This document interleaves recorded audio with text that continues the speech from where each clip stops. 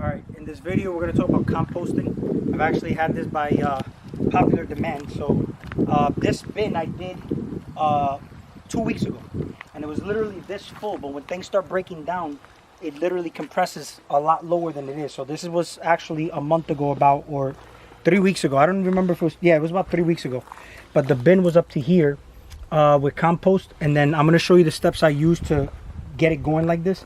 But all those are my older bins, which we're taking compost out of there as we start planting in the springtime especially.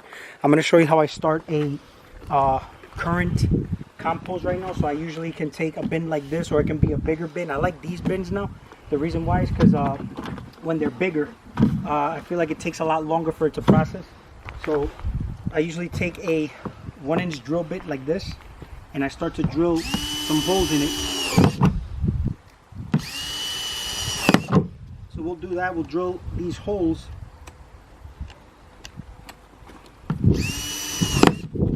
My little friends all the way around. These cats are here to basically watch my garden. So I make about 5 holes. So now that I made these holes, this is how it's going to look at the bottom. Okay. Now with my method, as I've told you before, I have a friend who owns a tree company, and I have wood chips that I've been basically breaking down over a little bit of time already. So these are the wood chips that I have. I actually like to start that as my first layer in here. And as you can see, these are wood chips, but it starts to turn into dirt, like literally dirt after a while. And this is good because this is what I want at the bottom of the bin. So show them basically, look, and there's already even worms in there, as you can see. Okay, so this is basically the amount of wood chips that I use. Okay, now all type of food scraps I put in here. It was my son's birthday, leftover birthday cake. Okay, I mean, people think it's just greens and banana peels and whatnot. We don't discriminate. We use everything. So as you see, there's some grapefruits that we didn't get to go through, and they went bad, along with some lettuce. Now when you do composting, it's usually wise to have a mixture of browns and greens. This is very good as far as like having the greens in there. And we have a new head of lettuce in there that we're using, so this one happens to be one that doesn't look too peachy, so we throw this in there as part of our greens. One leftover apple, because our apple trees haven't developed apples yet, but this was our last apple and it's like breaking down, so that's going in the compost bin. This right here is some mushrooms with the grapefruits I was just telling you about. And just show them what's in there right now. We have some leftover bread. We didn't go through this bread. We buy bread to make sandwiches, but we don't eat that much bread, so sometimes it ends up going bad on us. So that bread goes. Some we bought a lot of celery since we've been making juices, and this celery, as you can see, is already done. Now if you ask where are these things kept in the house, we have a special little place in our home that we store these things in.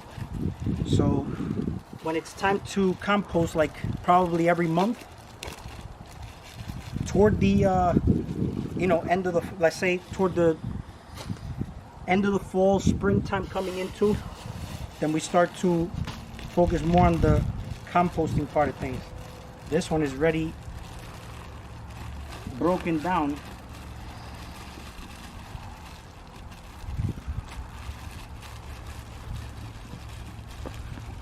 All right, that's just the bread that we had left over.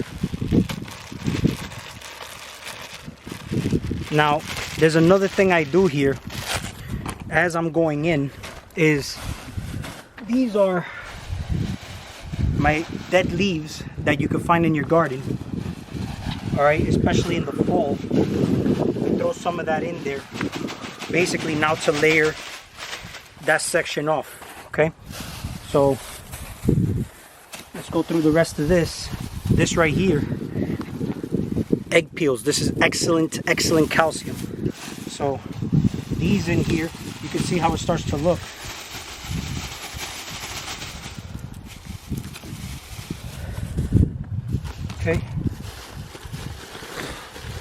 Some more celery. We got a ton of celery in there. We just didn't go through these because we were traveling. So we didn't get to use the celery. And when we got back, it was already no good. These egg cartons are usually good to compost. So usually I break these up into little pieces, but for now we're just gonna just rip them up and make them big pieces like this. Right, if you see this, these are mandarin peels along with some plantains.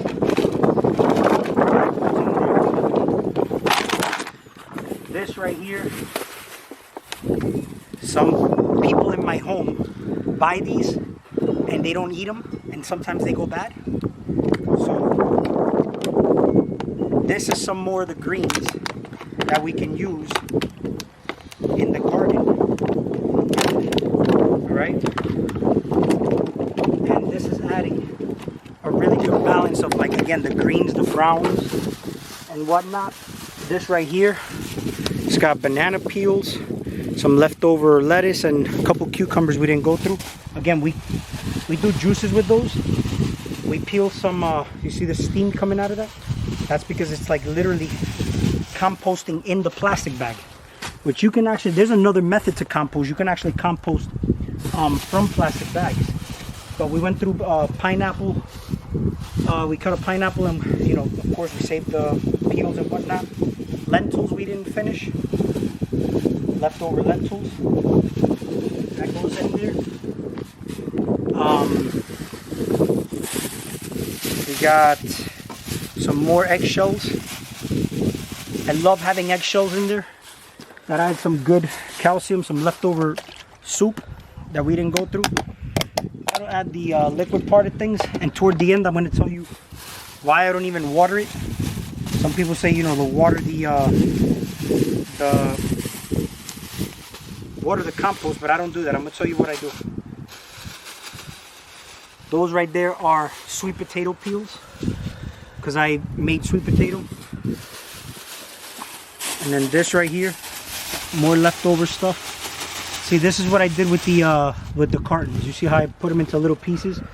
So that's that there. Then here we have some more leftover from my son's birthday cake, and we throw that in there. Now keep in mind something. Alright, as I'm doing this, I want you to understand that in my mind I'm kind of like making an offering to the land. Okay, some leftover beans that we didn't use, coconut flakes that appear to be expired, and then just move this stuff around in here. And then what I got here is some more leaves.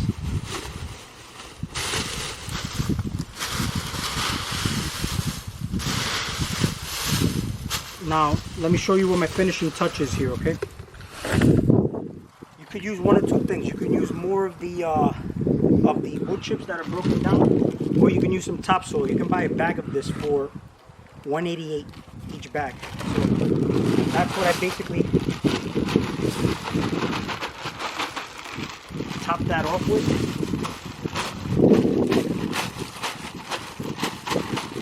Okay. Probably use a little bit more from here.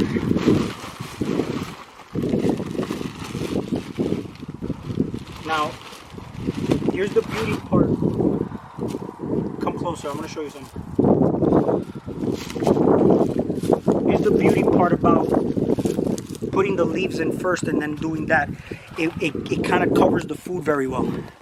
So you don't get any, I'm not worried about rodents here, but I'm going to add, this is very nicely broken down. So what I do is I add that on top, and it keeps the, if it were to smell, it would keep it away, but I never have stinky mulch, ever. I mean, not mulch, I never have stinky compost.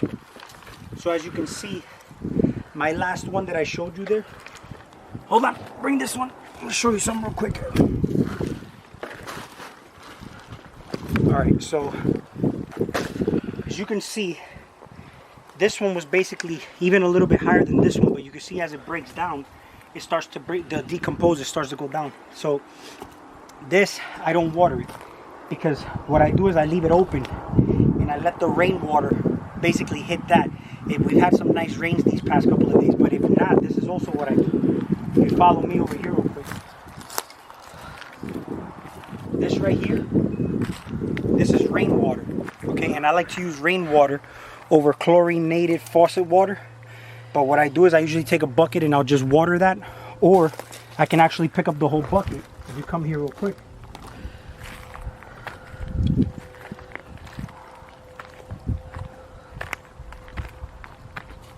I can also just pick up the whole bucket of rainwater here. This is all rainwater, and we've got about 7 of them over there. So with this rainwater, what I'll do is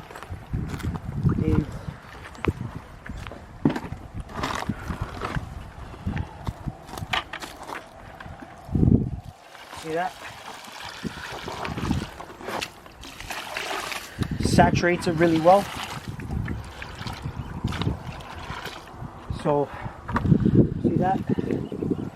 I just finished that compost pile, and at your discretion, of course, you can just do that.